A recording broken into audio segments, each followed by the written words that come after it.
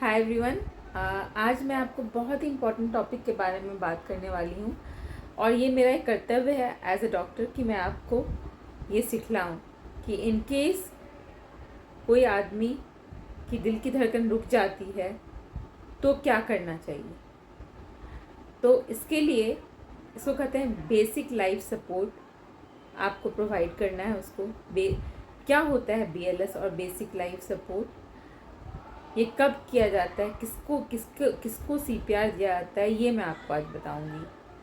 कोई भी इंसान अगर वो अनरिस्पॉन्सिव मतलब वो होश में नहीं है कहीं पे भी, सबसे पहले तो आपको लग रहा है कि वो इंसान होश में नहीं है तो आप उसके पास जा रहे हो, पहले तो कंफर्म करो कि उस जहाँ आप जा रहे हो पहुँच रहे हो वहाँ पे एरिया सेफ़ है। मतलब ऐसा नहीं कि बीच रोड में मान लीजिए वो लेटा हुआ है और बेहोश पड़ा हुआ है, आपको लग रहा है अरे ये तो अनरिस्पॉन्सिव है, जाके देखूँ क्या हुआ इसको, और आप गए और इधर से आपको गाड़ी आके धक्का मार दी।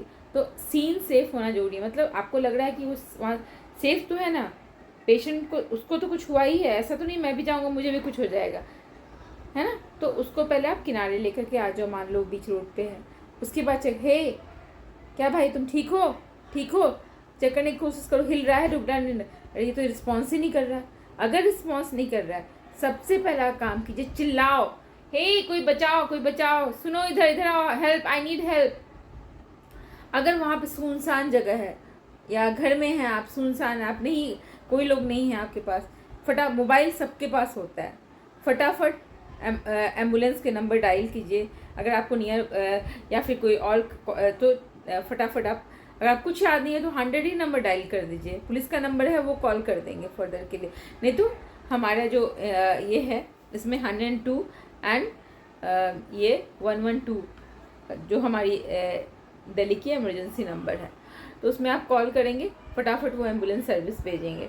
या तो आप तब तक आपने कॉल किया, मतलब आप बोला, फटाफट बोलना है भाई एक पेशेंट जो है रिस्पॉन्स नहीं कर रहा है, तो फटाफट आप आओ, फटाफट इस जगह पे आओ, पहुँचो, और साथ में AED कहते हैं, ऑटोमेटेड एक्सटर्नल डिफिब्रिलेटर, वो लेके आओ। और ये हमारी रिस्पॉन्सिबिलिटी है कि हम अपने सोसाइटी में, अपने स्कूल, बड़े बड़े पब्लिक प्लेसेस जहाँ पे ज़्यादा गैदरिंग होती है, उन सब जगह पे ये हमें मेक श्योर करना होगा कि ऑटोमेटेड एक्सटर्नल डिफिब्रिलेटर हो। क्यों ज़रूरी है? क्योंकि जितने भी बूढ़े लोग होते हैं या बड़े लोग होते हैं, ज़्यादातर दिल की धड़कन जो रुकती है वो किसी एबनॉर्मल हार्ट बीट्स की वजह से रुकती है। तो उस एबनॉर्मल हार्ट बीट को शॉक देके ऑटोमेटेड एक्सटर्नल डिफिब्रिलेटर्स को AED कहते हैं, उससे हम शॉक दे करके उसके दिल की धड़कन को 1 सेकंड के लिए रोक सकते हैं, जिससे कि नया रिद्म वो फिर से नॉर्मल रिद्म हार्ट जनरेट करे, तो उसको उसका हार्ट वापस आ जाए। तो एबनॉर्मल रिद्म को रोकने के लिए ज़रूरी है कि हम AED हर एक जगह पे अवेलेबल हो, इजीली अवेलेबल हो। तो ये हमारा टारगेट होना चाहिए। इंस्टेड ऑफ इधर उधर पैसे बर्बाद करने के, हम अगर अपने हर एक सोसाइटी में, हर एक पब्लिक प्लेसेस पे जहाँ भी हो सके ये हम AED रखें तो बहुत अच्छा रहेगा। ये बूढ़े लोगों को, जवान आदमी को कि दिल की धड़कन जो रुकती है उसका सबसे बड़ा कारण होता है एबनॉर्मल हार्ट बीट एबनॉर्मल होती है, उसको हमें बेसिकली शॉक दे करके नॉर्मल हार्ट बीट को प्रमोट करना होता है। तो ये इससे दिल की धड़कन वापस आ सकती है। तो जैसे ही आपने क्या किया, अनरिस्पॉन्सिव पेशेंट था, सीन सेफ्टी देकर उसको लेकर के किनारे में आए या जहाँ भी सेफ जगह पे लाए और कंफर्म किया कि ओके, हे तुम सुन रहे हो, वो नहीं सुन रहा है, आपने फटाफट फ़ोन करा, आपने हेल्प मांगा और आपने बोला भाई AED लेके आओ, एम्बुलेंस बुलाओ, आई नीड हेल्प, एंड फटाफट आपने CPR स्टार्ट कर दिया। CPR क्या होता है, कैसे करते हैं CPR, ये जानना जरूरी है। तो मैं आपको ये बताऊंगी कि कैसे CPR करते हैं। तो CPR करने के लिए क्या करना है, हमें अपना दोनों हाथ, जो एक हाथ के हील को, है ना, पहले तो दोनों हाथ स्ट्रेट होनी चाहिए, ये कोहनी मुड़ी नहीं होनी चाहिए। मैं आपको दिखाने के लिए कर रही हूँ, मेरा दोनों हाथ स्ट्रेट रहना चाहिए, ठीक है, और मेरी कोहनी मुड़ी, ठीक है। तो ये हाथ हमारी, ये हाथ सीधी रहेगी, ठीक ना, मुड़ी नहीं रहेगी। और ये शोल्डर जो है हमारा, ये शोल्डर और ये पाम दोनों स्ट्रेट लाइन में रहेगा, एक के ऊपर एक। और इस हील से, हील ऑफ द पाम को लोअर हाफ, मतलब छाती के लोअर हाफ में ब्रेस्ट का जो बीच का जो बोन होता है जिसको स्टर्नम कहते हैं, उस पर आप अपना इसका हाथ डालिएगा लोअर हाफ पे। एक हाथ डालना है सीधा हाथ से और दूसरा हाथ, और 1 2 3 4। मेरा कैमरा गिर रहा है इसलिए मैं बता नहीं पा रही हूँ, लेकिन ऐसे करना है। 1 2 3 4 5 6 7 8 9 10 11 12 13 14 15 16 17 19 20 21 22 23 24 25 26 27 28 29 30। तो 30 ब्रेथ दिया। उसके बाद आप 2 बार मुंह से मुंह लगा करके उतना ही फूंक मारनी है जिससे कि छाती उस आदमी का थोड़ा उठे। 1 सेकंड के में आपको वो एक ब्रेथ देनी है, फिर दूसरा सेकंड में दूसरा ब्रेथ देनी है। इन केस आप कंफर्टेबल नहीं हैं उससे, है ना, कि आप उसको माउथ टू ब्रेथ दे, है ना, कोई बात नहीं।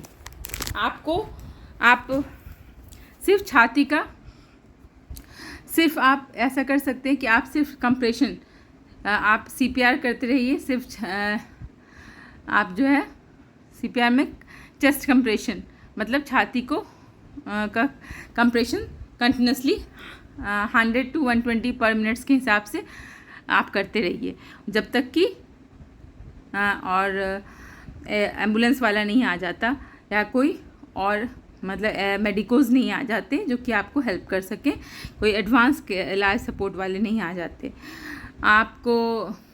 और ये बहुत ही थका देने वाली चीज़ होती है, इसीलिए कहा जाता है कि एवरी 2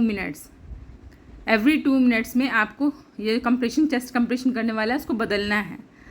और वो फिर दूसरा बंदा करेगा, फिर वो थक गया फिर आप कर लो, फिर वो थक गया। तो जितने बंदे हो, मतलब इफ़ेक्टिव CPR होने के लिए हर एक 2 मिनट में, और ज़रूरत पड़े तो पहले भी आप ये चेंज कर सकते हैं कि लाओ भाई अब तुम कर लो। और इसको मिनिमम इंटरप्शन होनी चाहिए CPR में, कंटिन्यूस CPR में। कुछ नहीं करने से अच्छा कुछ करना अच्छा है। और जैसे ही AED आ जाए, जैसे ही हुआ था, जैसे ही आपने रिकॉग्नाइज़ किया था कि पेशेंट को CPR की ज़रूरत है, पेशेंट का हार्ट रुक गया हुआ है, आपने AED के लिए और हेल्प के लिए बोल दिया, एम्बुलेंस कॉल कर दिया, तो आप जैसे ही AED आता है आपको AED यूज़ करना है। AED कैसे यूज़ करते हैं? AED को यूज़ करने के लिए बनाया ही गया है। AED सिंपल ले मैन को यूज़ करने के लिए, मतलब कोई भी बंदा उसको यूज़ कर सकता है। उसके यूज़ करने का तरीका ऐसा है कि आपको इसको बस लीड को ऑन करना है।